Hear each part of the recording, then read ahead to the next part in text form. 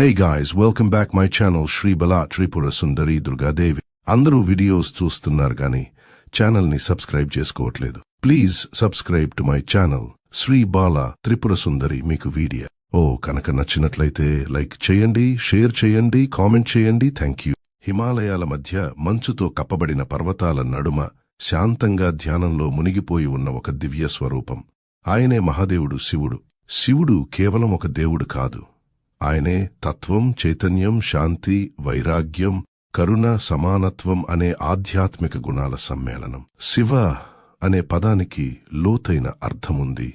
షి అంటే మంగళం, వ అంటే కలిగించేవాడు. అందువల్ల శివుడు అంటే మంగళాన్ని కలిగించేవాడు, సర్వదూఖాలను తొలగించేవాడు. ఆయన నిజమైన లక్ష్యం ప్రపంచానికి శాంతి, సమత మరియు మోక్షాన్ని అందించడం.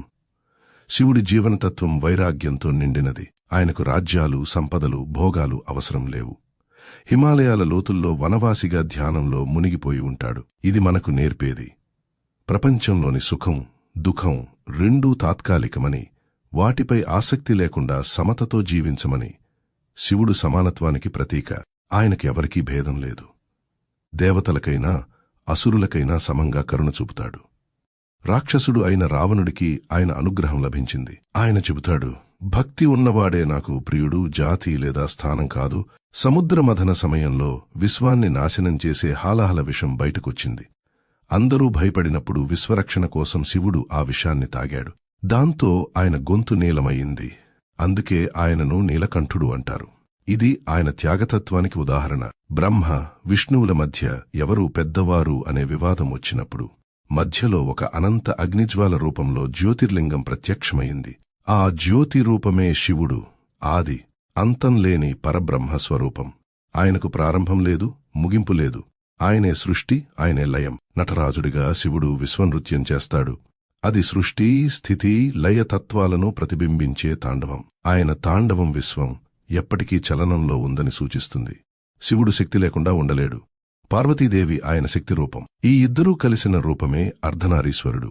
అంటే పురుష, స్త్రీ శక్తులు సమానంగా ఉన్నప్పుడు మాత్రమే సృష్టి సమత ఏర్పడుతుంది. ఆయనతో సంబంధించిన పవిత్రమైన మహామంత్రం మహామృత్యుంజయ మంత్రం. ఓం త్రయంబకం యజ ఆమహే సుగంధిం పుష్టివర్ధనం ఉర్వారుకమివ బంధనాన్ మృత్యోర్ముక్షీయమామృతాత్.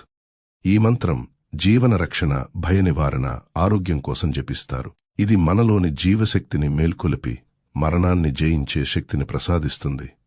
శివుడు వెలుపలున్న దేవుడు మాత్రమే కాదు, ఆయన మనలో ఉన్న చైతన్యం. మనం అన్యాయానికి వ్యతిరేకంగా నిలబడి లోభం, కోపం, ద్వేషం వంటి అసురతత్వాలను మనసులో నుండి తొలగించినప్పుడు మనలోని శివతత్వం మేల్కొంటుంది. నిజమైన శివపూజ అంటే మనలోని శాంతి, ధర్మం, సమతను మేల్కొలిపి జీవించడం. శివుడు ఆది అంతం లేని పరబ్రహ్మ. ఆయన ప్రత్యేకత వైరాగ్యం, కరుణ, సమత, త్యాగం మరియు సృష్టిలయ తత్వం. శివుడిని వెలుపల వెతకవద్దు. ఆయన మనలోని నిశ్శబ్ద ధ్యానంలో, మన హృదయంలోని శాంతిలో ప్రత్యక్షమవుతాడు.